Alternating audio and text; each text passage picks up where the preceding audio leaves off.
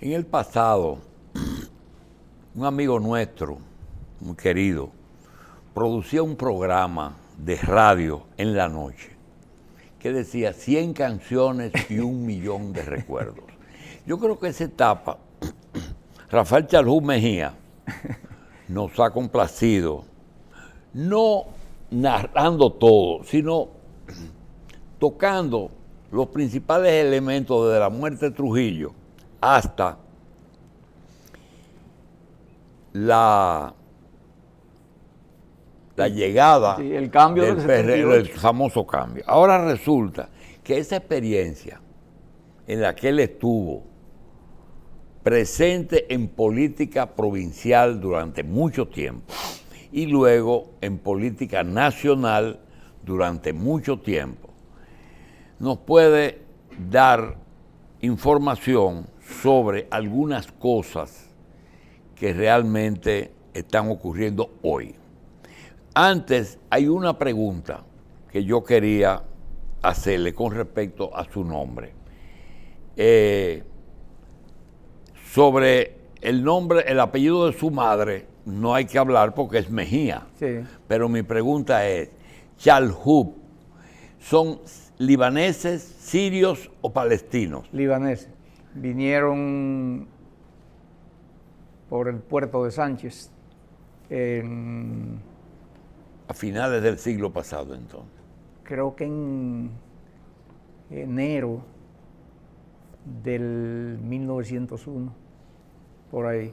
Se asentaron en un campo de San Francisco de Macorís, los dos abuelos míos. Y sí que tu padre nació aquí. Nació aquí. El hermano mayor vino nacido del Líbano, se llamaba Juan Chalhú Guaire, que me dicen que son dos apellidos muy comunes allá en el Líbano. Chalhú, sí. Entonces mi papá, siguiendo a su hermano mayor, que se estableció con Matanzas antes del terremoto, luego se fue al campo del que yo soy, y ahí mi papá se enamoró de una lugareña que resultó ser Rafael, mi mamá. Pero el apellido Chalhú viene del Líbano. ¿Por qué le decían Monte Líbano?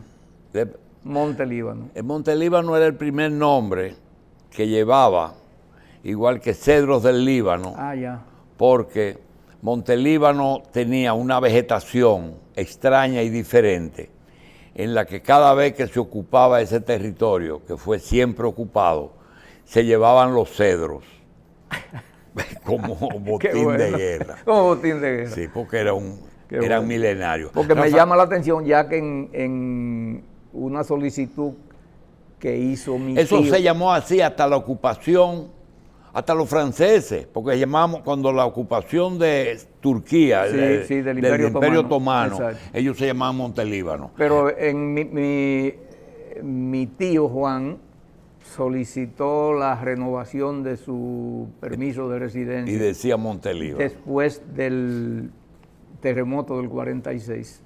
Las cartas de ruta, sí, pero esa decía así, pero era anterior a ese documento. Bueno. Sí, las cartas de ruta que así eran que venían tú con pasaporte turco o con una carta de ruta que le permitía salir, porque el Líbano fue de lo más golpeado con el reclutamiento de jóvenes que se llevaban al frente de guerra los turcos. Bien, quería decirte algo.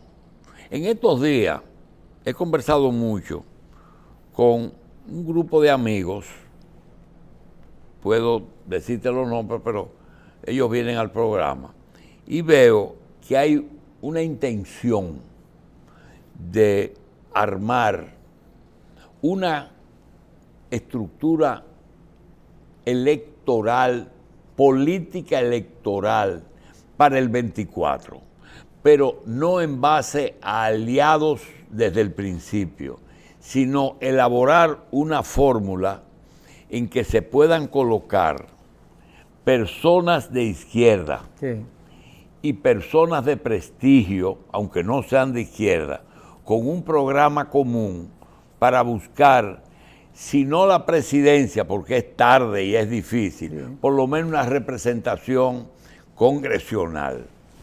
Y cada vez que converso me hablan de algo que pasó y que yo te confieso que no conozco. En un momento tú tienes Chávez, Cuba, Nicaragua, Correa, Evo, el viejo del Uruguay, sube todo el mundo al poder. De buena a primera se desploman, lo desacreditan con dos armas. Una es el continuismo Sí. y el otro es la corrupción. Era lo que se usaba. Lo real era otra cosa. Lo real era, no querían competencia. Exacto. Y estaban conformando un grupo que podía fortalecerse. Inclusive el caso de Brasil, Sí. liderado por una nación tan grande como Estados Unidos, podía haber superado. Ahora, este grupo que trata de hacer eso nos habla de Petros en Colombia, Sí. que fue el movimiento más difícil de explicar, Sí, cómo sí. con esa historia de guerrilla, siempre la derecha mandando, pero En un país como ahora surge Petro en un momento en que los otros desaparecen. Sí. Y aparece entonces uno en Chile, otro en Perú, que hasta preso está preso, 43 años le pidieron para... Mira, Rafael, ¿qué posibilidad hay de replicar algo aquí para que no cometan otro error? Esta es una realidad distinta, la de aquí. Pero vale la pena... Naturalmente, porque esto se llama, o mejor dicho, del lobo un pelo, dice un viejo refrán. Cualquier paso de avance en la dirección de completar algo que está pendiente en este país, que es esa transición del trujillismo a una democracia con contenido social, eso está pendiente. Y cualquier movimiento que en el plano electoral se trace eso como tarea, yo pienso que es saludable. ¿Y cómo se puede conjugar una experiencia como la tuya? Dice, mira, nosotros queremos el poder, queremos hacer algo por este país, pero cuando tú ves que un gobierno que se va,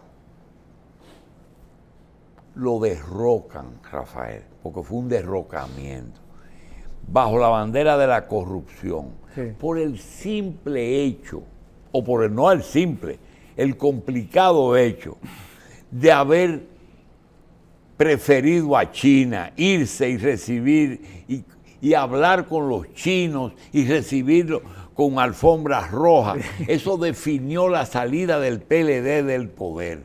Cuando tú ves eso, es posible con la forma en que se maneja Estados Unidos, que es un poder real, Sí. y que uno no se explica ni lo de Cuba, porque lo de Cuba es inexplicable. Parece que Fidel se manejó muy bien, pero esa fue una excepción.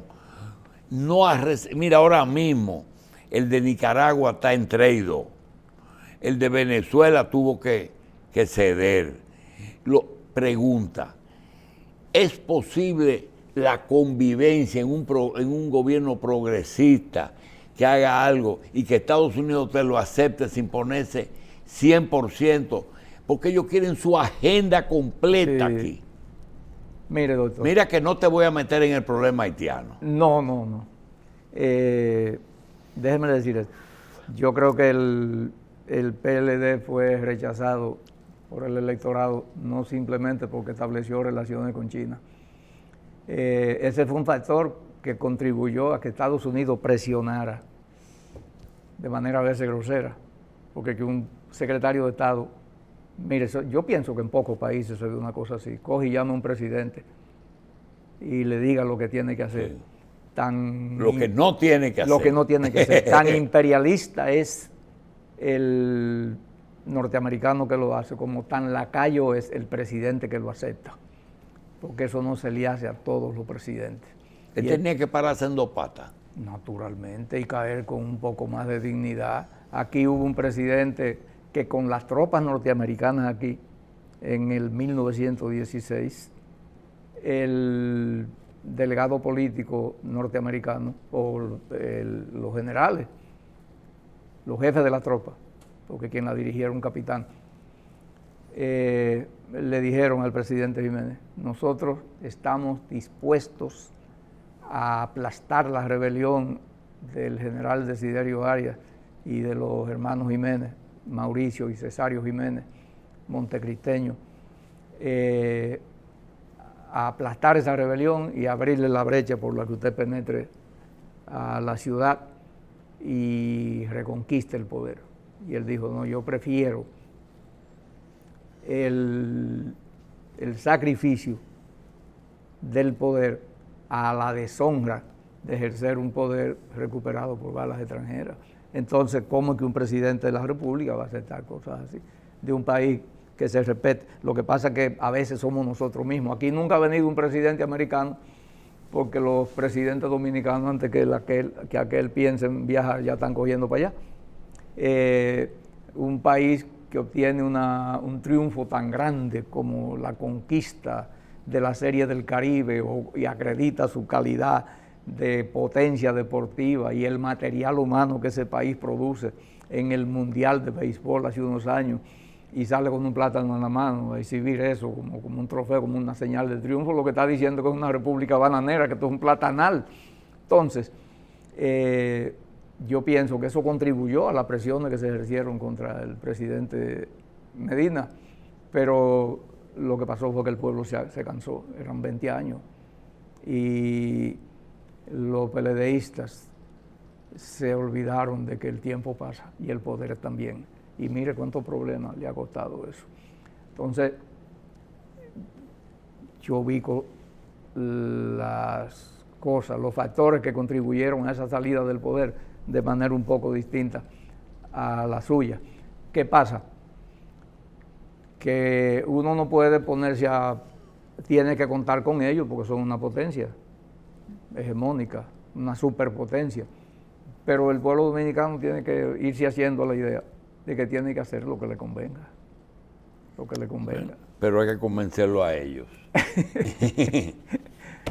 Rafael, yo quiero, se quedan algunas cosas, se queda mucho, se queda todo. Se queda todo. Sé que te vas a llevar mucha ansiedad por lo que pudimos haber hablado, pero quiero despedirme con una situación de un amigo mutuo que uno no le tiene nada de envidia, que es al actual presidente, sí, que llega mediante una alianza. Sí. Y esas alianzas sí, obligan a hacer cosas que posiblemente no esté de acuerdo, pero hay que cumplir.